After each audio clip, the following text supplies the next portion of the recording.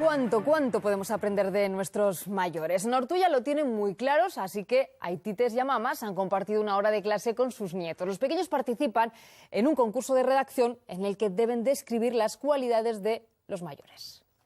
Afrikan dagoen Kilimanjaro mendia igo nahi zuenean bere semearekin eneko oin bat apurtu zuen eta ezin zuen Kilimanjaro mendia igo.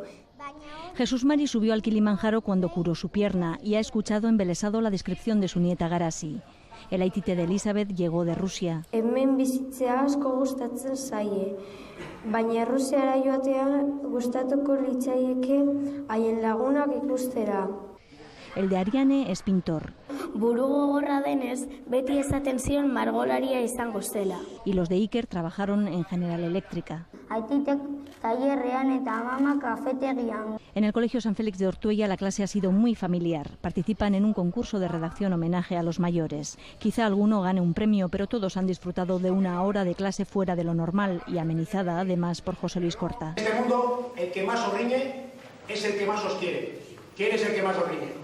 Él les ha contado que también es abuelo y ellos le han preguntado por el conquistador. La hora de clase dedicada a los aitites ha sido un retrato de familia.